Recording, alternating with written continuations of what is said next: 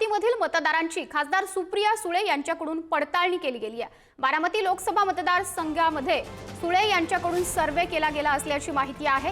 नेमके किती मतदार वाढले, किती कमी झाले याबाबत पडताळणी केली जाणार आहे। तर मतदारांच्या आकडेवारीचा खासदार सुप्रिया सुळे या आढावा सुद्धा घेणार आहेत। पुढारी न्यूजच्या हाती ही एक्सक्लुझिव्ह माहिती लागलेली आहे। राहुल गांधींच्या आरोपानंतर मतदार पडताळणी आता त्याला वेग सुद्धा आलेला आहे आणि आता बारामती लोकसभा मतदारसंघामध्ये सुद्धा सुप्रिया सुळे यांच्याकडून पडताळणी केली जाणार असल्याची माहिती समोर आलेली आहे।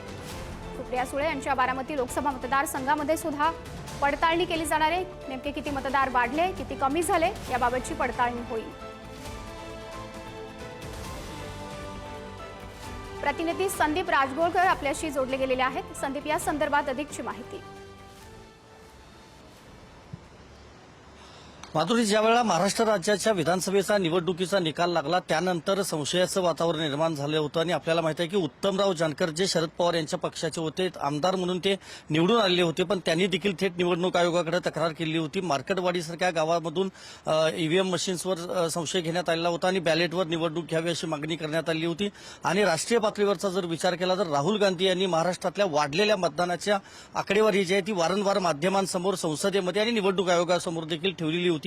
पण आता जी आपल्याला माहिती मिळते त्यानुसार बारामती मध्ये म्हणजे लोकसभेची ज्यावेळेला निवडणूक झाली आणि त्यानंतर विधानसभेची निवडणूक, यामध्ये जवळपास 5 महिन्यांचा कालावधी होता आणि या 5 महिन्यांच्या कालावधीमध्ये 1.5 लाखांपेक्षा जास्त मतदारांची नोंदणी जी आहे ती झाल्याचं आता समोर आलेलं आहे। खासदार सुप्रिया सुळे यांनी याबाबतची पडताळणी आता सुरू केली आहे। बारामती लोकसभा मतदारसंघामध्ये जवळपास 6 विधानसभा मतदारसंघ येतात आणि खडकवासल्यामध्ये म्हणजे पुण्याला लागून जो मतदारसंघ आहे त्या मतदारसंघामध्ये सगळ्यात जास्त आकडेवारी ती दिसून येते। त्या खालोखाल बारामतीमध्ये